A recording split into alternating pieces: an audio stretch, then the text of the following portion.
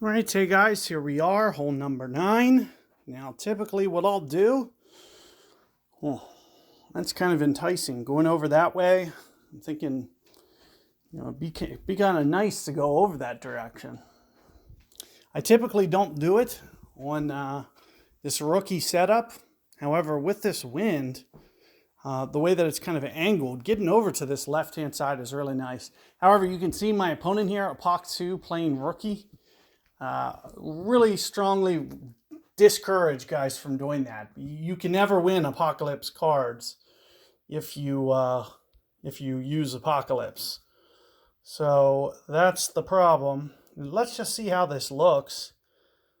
It looks like a little bit of overpower, but nothing too crazy. So you can see with the big topper, we can really get it up there.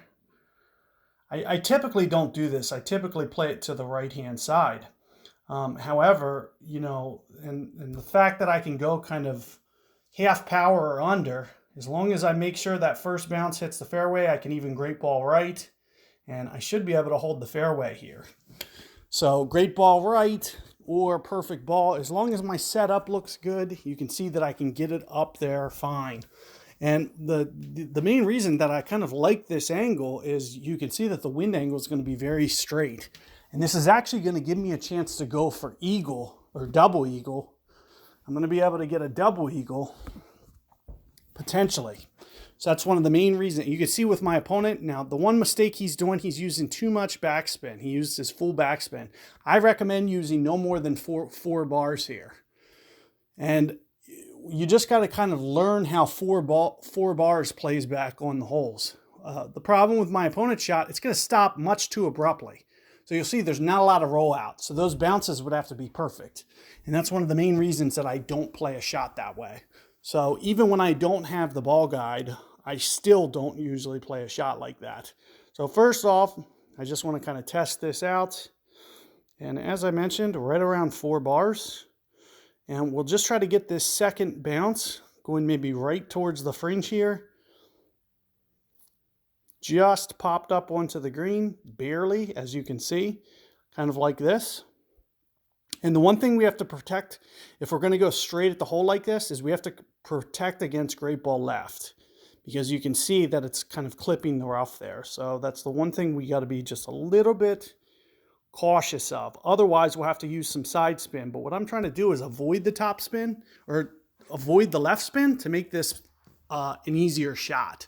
So I'm trying to be able to predict how it rolls out, and it looks like I'm just a little bit short. So if I put that into the green a little bit more, next time, it's going to have a chance to go in. So all I have to do is use those first 2 bounces. I'll position the first bounce where I want, and if I can stay off that side spin, it makes it easier to say, okay, the ball's going to roll out like this. If I need to go over to the right a little bit and use side spin to protect against great ball, then what that's going to do is it's going to make it harder to predict because I don't have the ball guide. So that means that I'd have to put the bounce over to the right of the hole more because I'm side spinning it to the left. However, if you need to do that because you feel a little bit uncomfortable with the land zone, I definitely recommend.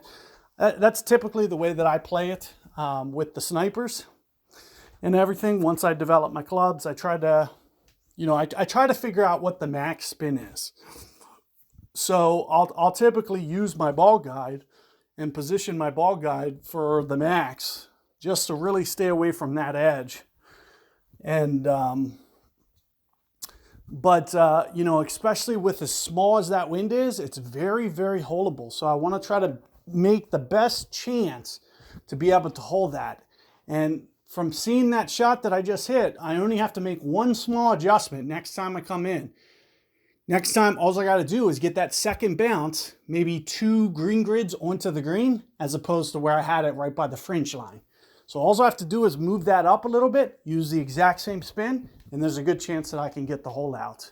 So keep that in mind. Good luck. One of the things that I want to encourage you guys is pay attention to my pro guides, also my expert guides. You'll see, progressing your account to pro as soon as possible. If you have the bankroll to do it, highly recommend leaving rookie behind, because you're never going to get...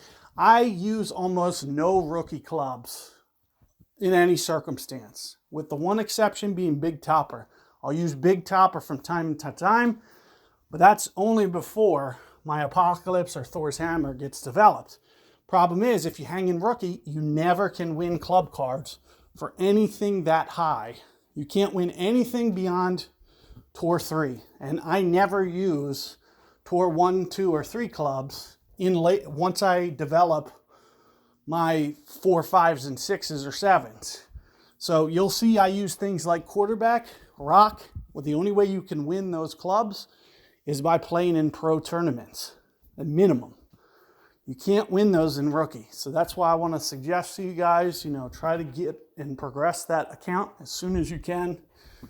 If you have the, potential to move on, you're much better off getting an average chest in pro than you are getting a top 10 in rookie. So I typically only play 2 tournaments. I do the bare minimum of rookie, go to pro as soon as possible. And then as soon as I feel I can leave pro, I leave pro.